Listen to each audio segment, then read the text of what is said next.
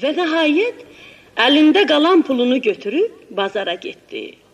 Pula 2 eşşək, balta və kəndir aldı. Ertəsi günü sıx meşəlik olan yüksək bir dağa getdi və bütün günü odun qırdı. O, odunu bazarda satdı, çörək, ət və göyərti aldı. O zamandan Əlibaba hər səhər dağa gedir və ta axşama kimi odun qırırdı. Bir gün o, böyük bir ağacın altında dayanıb, onu kəsmək istəyirdi. Birdən gördü ki, yoldan toz qalxdı. Bir dəstə atlının düz onun üstünə gəldiyini gördü. O, cəld gizləndi. Atlılar gəlib çatdılar. Onların hər biri yəhərdən ağır bir kisə açıb çiyinlərinə götürdülər və sonra başçıları olan Təkgözün əmrini gözləyərək bir sıraya düzəldilər. Quldurbaşı öz adamlarını hündür bir qayanın yanına gətirdi. Bu qayanın poladdan kiçik bir qapısı var idi. Quldurbaşı qapının qabağında dayandı və bərkdən çığırdı. Simsim, qapını aç! Birdən qayadakı qapı taybatay açıldı.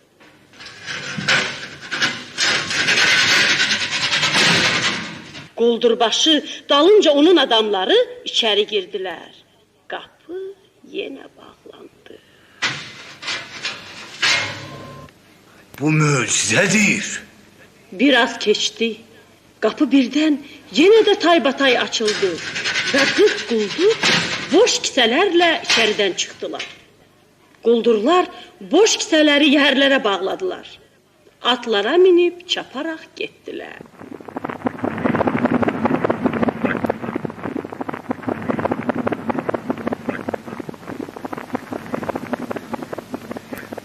Əgər mən də simsim qapını aç desəm, görəsən qapı açılar, ya yox. Bir baxım görüm. Simsim, simsim, qapını aç. Haman saat qapı açıldı. Əlibaba mağaraya girdi və kandardan ayağını içəri qoyan kimi qapı onun dalınca bağlandı. Otaqda o qədər qızıl və cəvahirət vardı ki, par-par parıldayıb şəfəq verirdi. Bu pullar və cəvahirat görünür qarət edilmişdir. Bu dövlət quldurların özlərinki deyil. Əgər mən özümə biraz qızıl götürsəm, bu heç də pis iş olmaz. Qızıl burada o qədərdir ki, sayı hesabı yoxdur. Əlibaba əbasının ətəklərini qurşağına sancdı və diz çökərək qızıllardan yığmağa başladı. O mağarada 2 boş kisə tapdı. Onları dinarlarla doldurdu. Qapıya çəkərək qışqırdı. Hey! Simsim, qapını aç! Qapı o saat açıldı. Əlibaba mağaradan çıxdı və qapı onun dalınca bağlandı. Əlibaba evə çatanda artıq gecə idi. Ay kişi! Ne için odun eve getirdin? Niye onları satmadın? Arvad, bu saat hamısını bilərsən. Kömək elə bu kisələri evə aparaq. Özündə səs-küy salma. Qoy qonşular eşitməsinlər. Zeynəb kisələri Əlibaba ilə evə gətirdi. Sonra şamdanı yandırdı və kisəni açdı. Qızılı görcək qoruldu. Bu nedir? Əlibaba, kimi qarət eləmsən? Qorxma Zeynəb, mən heç kəsi qarət eləməmişəm. Səbr elə, bu saat hamısını danışaram. O başına gələn əhvalatı danışdı. Bax Zeynəb, bu qızılları gizlət və bu barədə heç kəsə bir kəlmə söz demə. Adamlar elə fikirləşərlər ki, biz doğrudan da bir adamı soymuşuq. Sultana xəbər verərlər, o da bütün qızılları əlimizdən alar. Özümüzü də zindana salar. Gəl quyu qazaq, qızılları bastıraq. Yaxşı.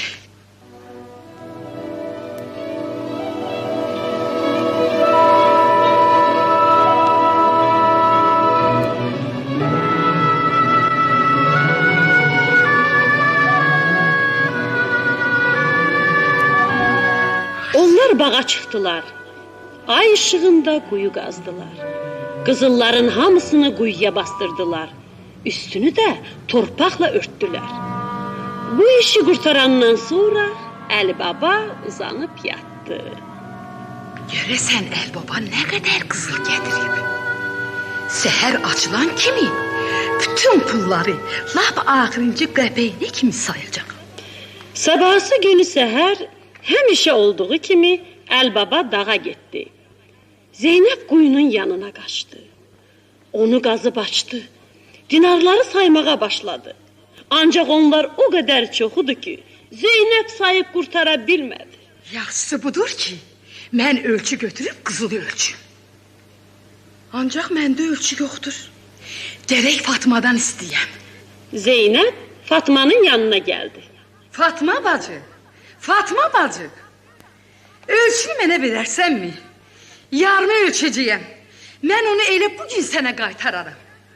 Yaxşı apar. Ancaq bura bax ha. Ölçünü gün batına kimi qaytarmağı yadından çıxarma. Özümə lazım olacaq. Arxeyn ol, gətirərəm. Zeynəb tez evə qaçdı. O quyunu qazıb bütün qızılları çıxartdı. O yan bu yana baxa-baxa tələsik ölçməyə başladı. Qızıl 10 ölçü yarım çıxdı. Zeynəb ölçünü Fatmaya qaytardı.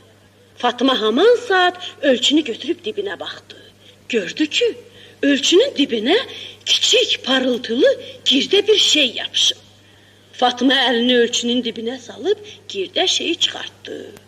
Bu təzə bir qızıl dinar idi. Ha! Gör bu necə yarma imiş.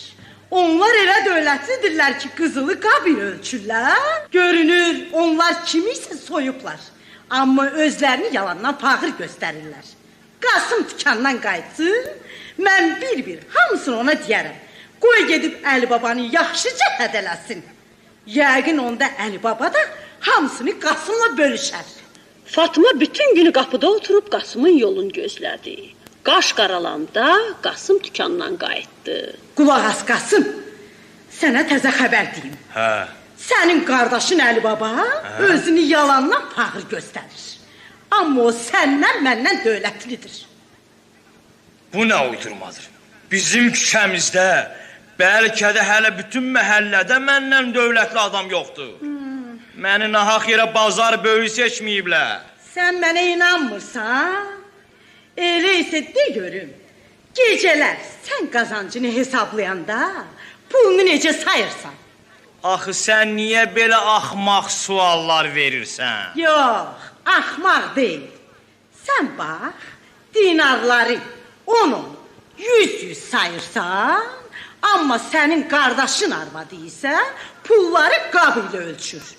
Gör mənim ölçümdə onun neyi qalmışdır? Hə? Əli babanın bu pulları hardan aldığını öyrənib bilməsən, adımı dəyişərəm.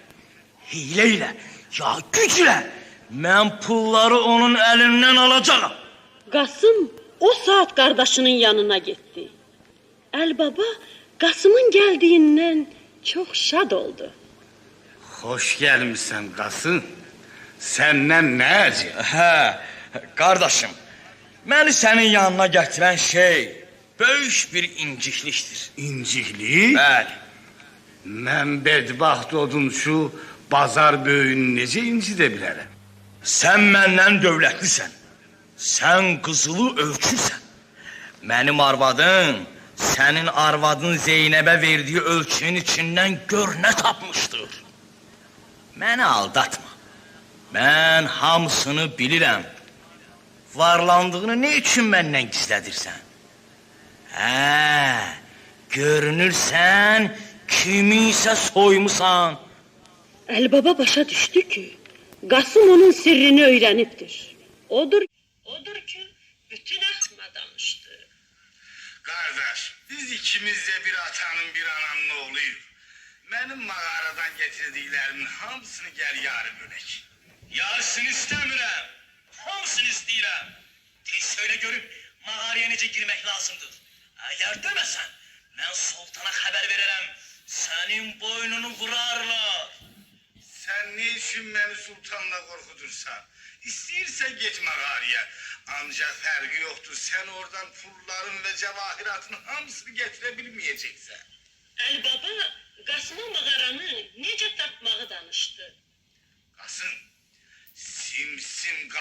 sözlerini yaxşı yadında saxla ha. Yadımdan çıxarmaram. Simsim. Simsim. Bu deyəsən bir bitki adıdır. Yadımda saxlaram.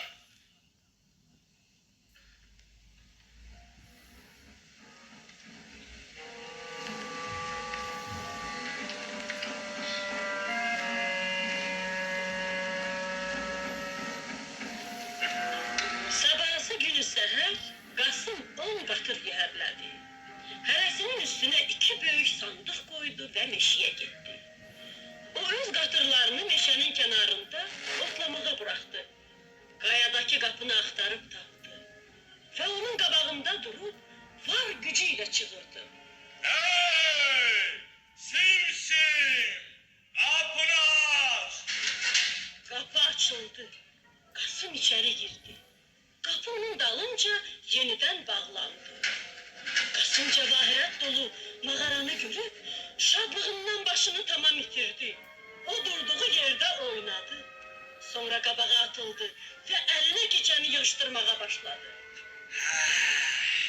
Mənim vaxtım çoxdur. Kisələri bir-bir çıxardıb qatırların hamısını yüklərəm. Buradakilərin hamısını axırıncı qəpiyinə kimi aparıncaya qədər mən hər gün bura gələcəyəm. Qasım pul kisəsindən yapışıb qapının yanına sürüdü. Qapı bağlıydı. Qasım qapını açan sehirli sözləri demək istədi. Ancaq sözlər yadından çıxmışdı. Onun yalnız bir bitki adı çəkmək lazım olduğu yadına gəlirdi. O çığırırdı. Noxud, qapını aç. Buğda, qapını aç. Yılan, qapını aç. Kəndir, qapını aç. Arpa, qapını aç. Qapı isə açılmırdı. Qasım başa düşdü ki, artıq bu mağaradan çıxa bilməyəcəkdir. O qızıl kisəsinin üstündə oturdu və ağladı.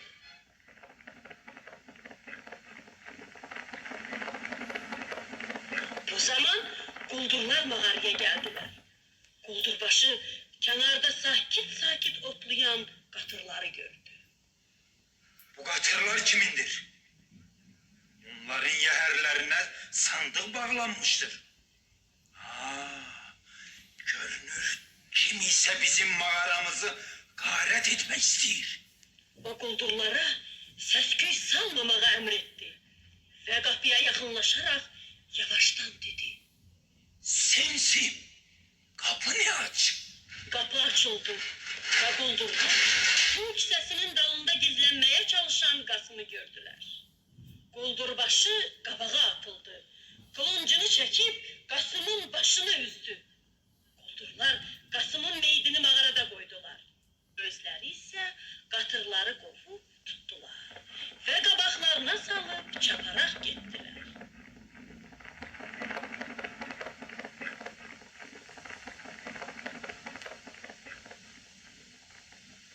Fatma bütün günü pəncərənin qabağında oturub qızıl dolu sandıqlarla qatırların gəlməsini gözlədi. Fatma gündüzü gözlədi, gecəni gözlədi.